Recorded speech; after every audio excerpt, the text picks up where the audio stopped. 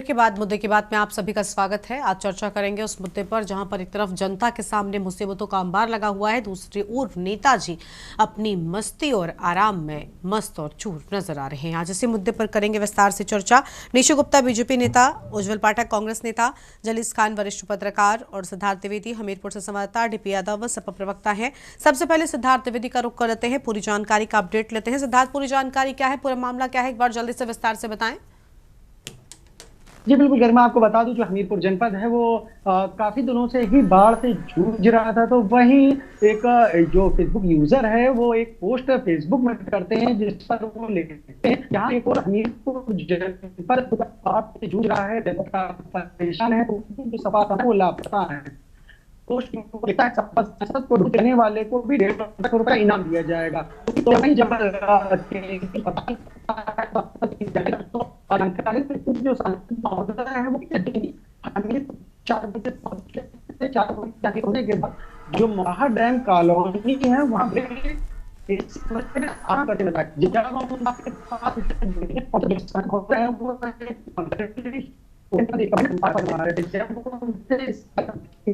तो कहीं तो संसद उसका हवा देते नजर, तो वही जो मीडिया है अब उसमें आक्रोश देखा जा रहा है। तो ऐसे में साफ तौर पे देखा जा सकता है जो समाजवादी पार्टी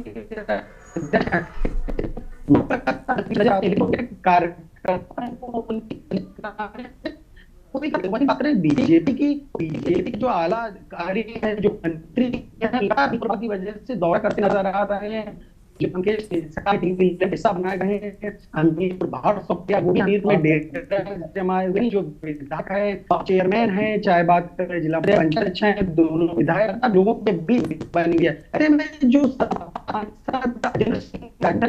लोगों ने अब तो उनके संसद पहुंचाया है, उनके इस तरह के जो है पर कहीं ना कहीं जो अमेरिकी जनता। ठीक है, सुनिए, आपकी आवाज ठीक तरीके से नहीं आ रही सिद्धार्थ, वापस लौटेंगे आपके पास में। निशु गुप्ता हमारे साथ में। निशु जी, आपको आवाज मिल रही है, बीजेपी के नेता है। निशु जी, ये क्या कहना चाहेंगे? लापता सांसद के पोस्टर लगा दिए गए हैं, जनता बाढ़ से त्रस्त है और नेताजी आराम से बेफिक्र होकर बैठे हुए हैं।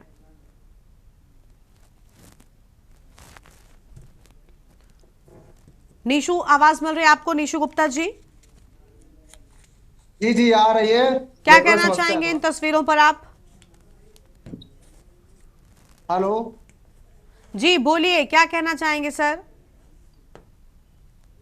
जी, मैं ये कहना चाहता हूं कि जिस प्रकार समाजवादी पार्टी के सांसद इस बाढ़ की त्रासदी में भी जिस जनता ने इन्हें भारी बहुमत से जिताने का काम किया था, वो जनता के बीच आज जब जनता को उनकी आवश्यकता है तो वो जो है जनता के बीच से नजरत पाए जा रहा है। कहीं ना कहीं ये समाजवादी पार्टी के नेताओं की मानसिकता दर्शाती है कि आखिर इन लोगों का जो रवैया है वो कितना बेकार। हेलो जी बोलिए, आवाज आपकी आ रही आवाज है? आ रही है, बोलिए आप।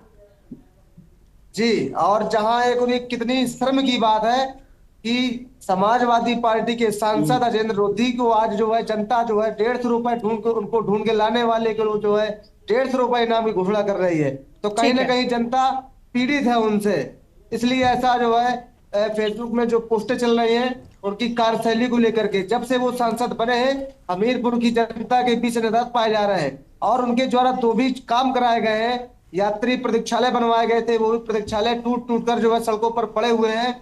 हमारे कुल मिला के हमारी जनता को ठगा गया है। ये समाजवादी पार्टी के नेता का दोहरा चरित्र, ये जनता कभी इनको माफ नहीं करेगी। आने वाले 2027 के चुनावों में भी इनको जड़ से उखाड़ फेंकने का काम करेगी। ठीक है, लौटेंगे आपके पास में। हमारे साथ में डीपी यादव जी हैं। डीपी यादव जी, क्या कहना चाहेंगे सर? समाजवादी पार्टी के सांसद तो नदारद हैं, आम जनता परेशान है, बाढ़ से हालात बेकाबू हैं और सांसद जी आराम फरमा रहे हैं। सांसद को ढूंढ लाओ, 150 रुपए इनाम पाओ, ये सुना आपने?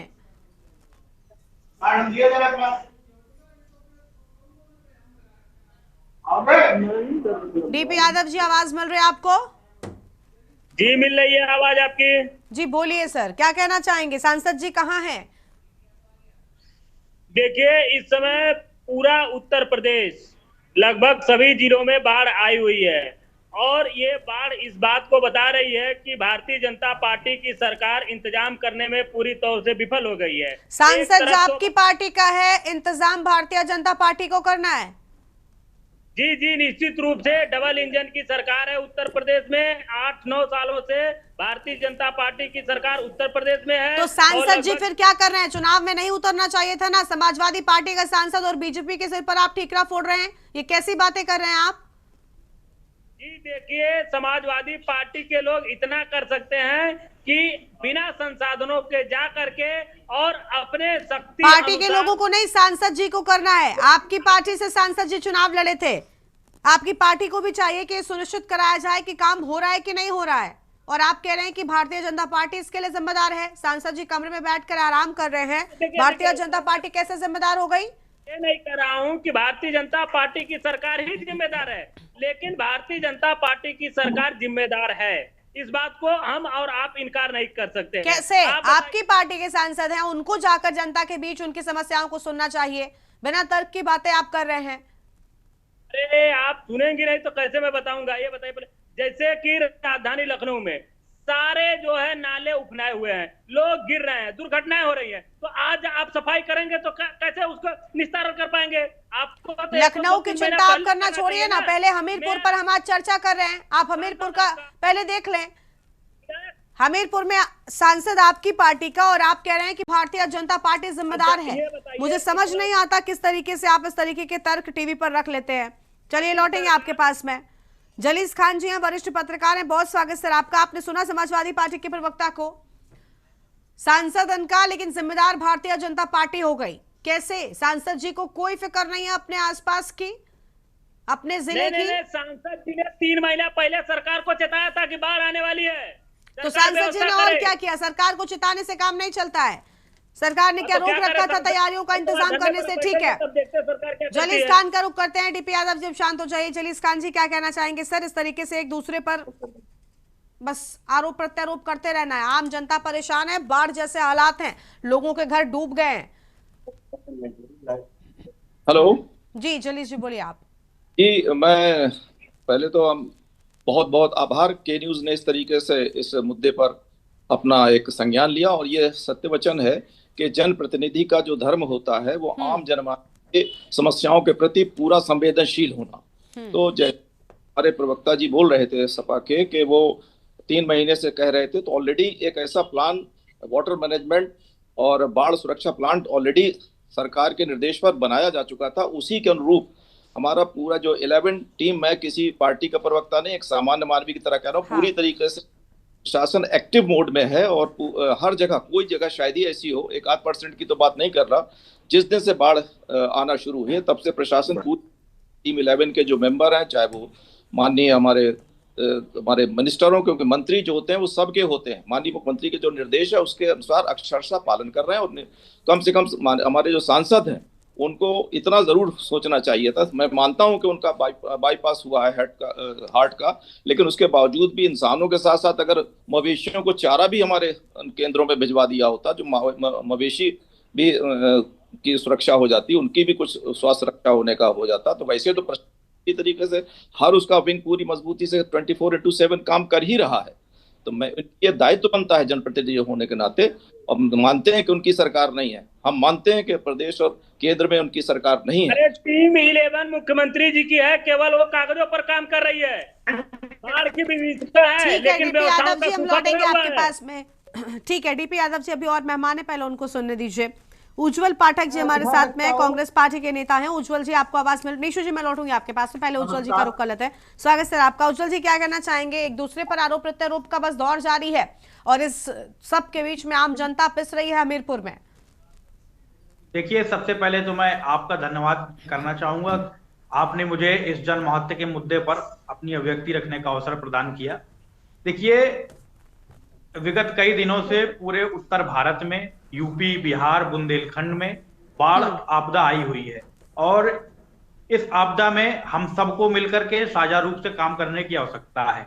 कुछ ऐसे मुद्दे होते हैं जिन पे राजनीति से परे होकर के काम करने की आवश्यकता होती है।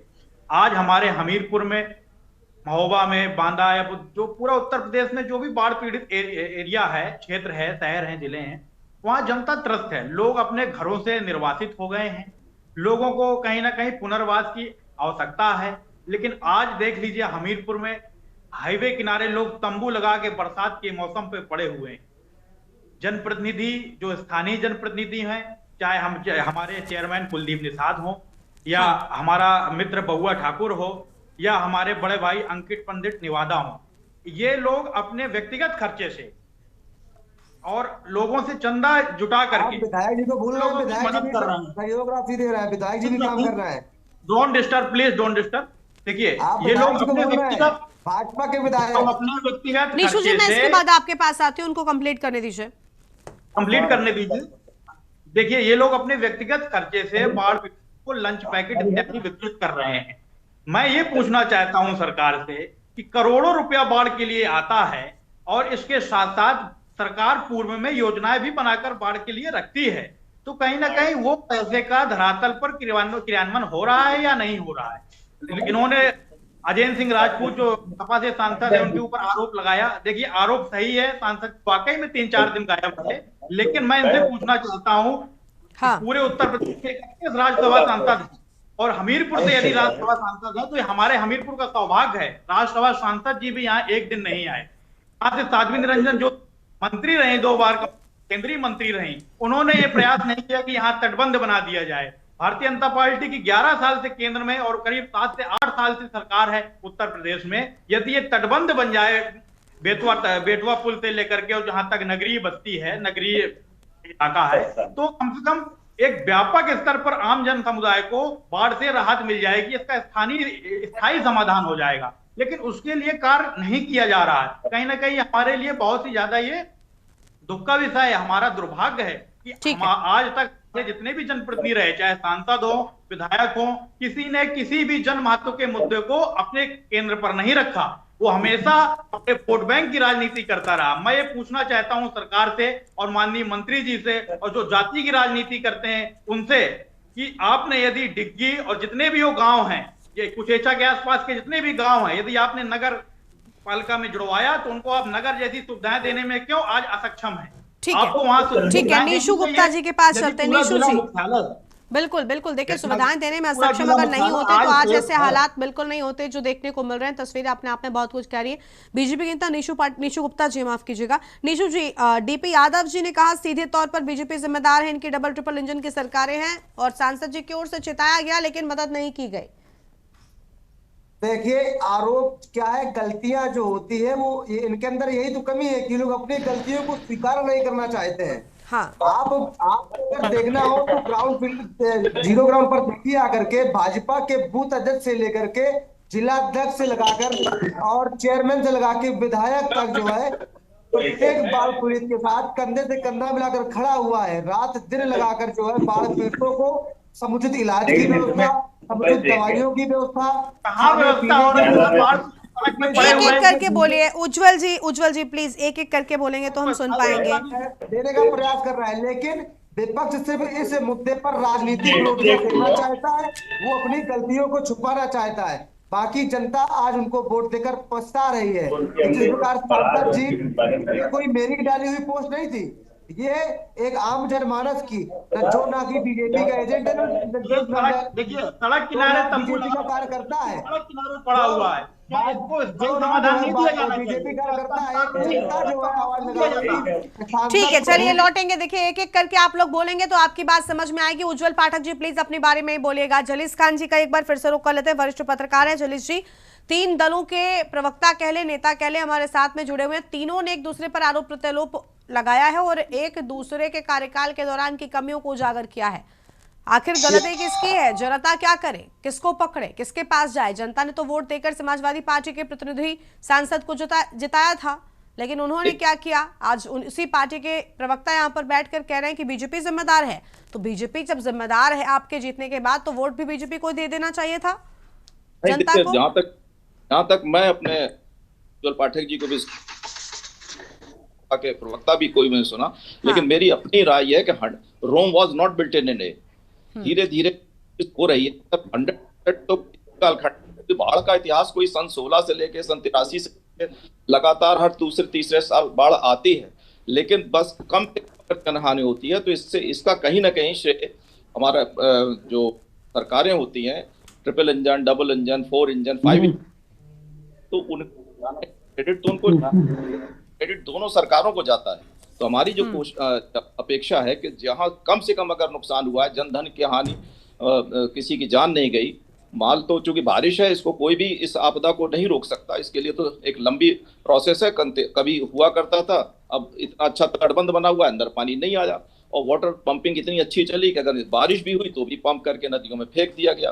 तो कुल मिलाकर अच्छे और बुरे दोनों ही तरीके के अनुभव होते हैं। लेकिन एक जनप्रतिनिधि का जहां तक प्रश्न होता है, जनप्रतिनिधि सीधे वो ना सही, तो हमारे जैसे माननीय राज्यसभा सांसद थे बाबूराम निषाद जी, उनके प्रतिनिधि अशोक तिवारी जी अब हर क्रम में, हर उसमें मौजूद रहे।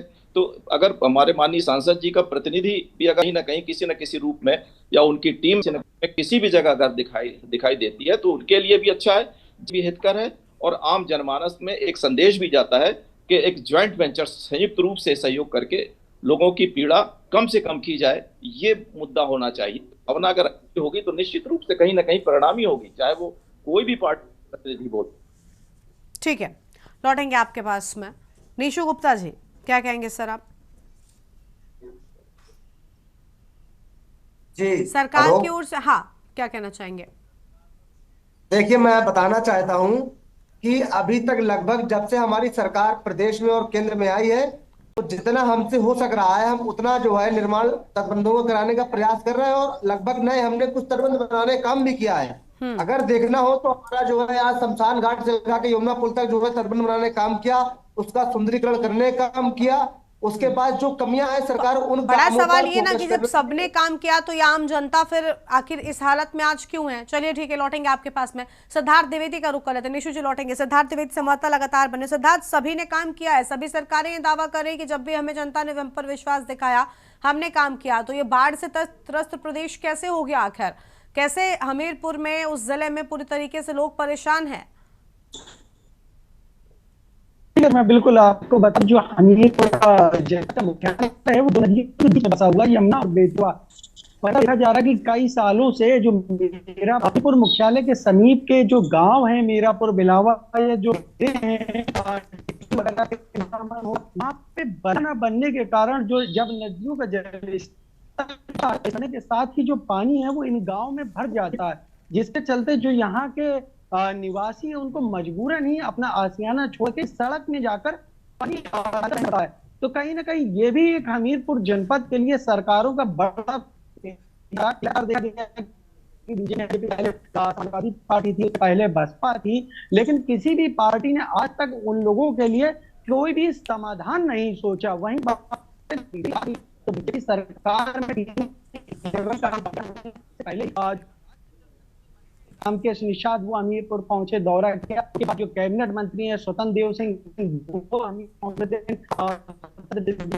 बाद ही जो राज्य जल शक्ति मंत्री रामकेश निषाद वो पुनः हमीरपुर पहुंचते, और हमीरपुर पहुंचने के साथ ही लगातार जो बाढ़ उनसे चाहते तो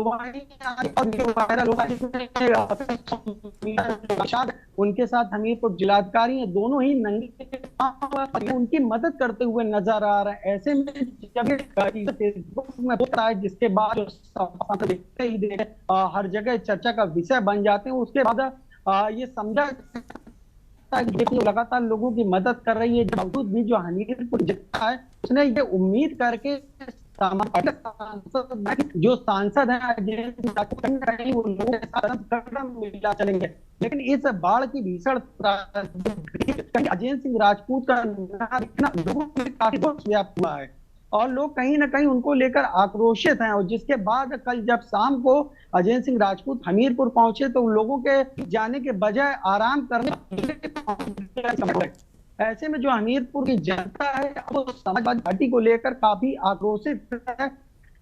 कार्यकर्ता है, बात करें पूर्व विधानसभा राम प्रकाश प्रजापति की, तो जब वो बाढ़ पीड़ितों से मिलने गए, पैकेट बांटने गए, तो वो भी एक समाजवादी पार्टी का पोस्टर लगा के गए। तो वहीं वीआईपी अंदाज में लंच पैकेट को मुहैया कराती हुई नजर आई। तो ऐसे में समझा जा सकता है जो समाजवादी पार्टी जो कार्यकर्ता ठीक है करते हुए ही नजर आ रही। ठीक है, देखिए कुल मिलाकर एक दूसरे पर आरोप प्रत्यारोप दलों के प्रवक्ताओं की ओर से किया गया और हर बार राजनीति में कुछ ऐसी तस्वीरें देखने को मिलती रहती हैं, चाहे चुनाव हो या आम जनता से जुड़े मुद्दों की बात हो, स्थितियां कुछ ऐसी ही रहती हैं। लेकिन बड़ी बात यह कि आम जनता परेशान है और जिस तरीके से आम जनता के सामने बड़ी चुनौतियां हैं, ये अपने आप में बड़ा सवाल। सांसद जी नाराज हैं, सांसद जी को ढूंढ लाने के पोस्टर तक और उन पर इनाम तक घोषित कर दिया गया है, जो अपने आप में बड़ी बात है। शुक्रिया आप सभी मेहमानों का हमारे साथ चर्चा में जुड़ने के लिए और अहम बातचीत के लिए। तो हमीरपुर में जनता डूबी हुई है, लेकिन नेताजी मस्त नजर आ रहे हैं पूरी तरीके से। नेताजी गायब हैं और यही वजह है कि हमीरपुर की परेशान जनता ने सांसद जी लापता के पोस्टर तक लगा दिए हैं और ये भी कह दिया गया है कि जो सांसद जी को लेकर आएगा उसे 150 रुपये इनाम भी दिया जाएगा। दरअसल ये तंज कसा गया है और वाकई अगर सांसद जी इन तस्वीरों को देखेंगे तो समझेंगे कि उनके जिले की जनता के सामने कितनी समस्याएं हैं। इस बुलेटिन में इतना ही। देखते रहिए न्यूज़ इंडिया। नमस्कार।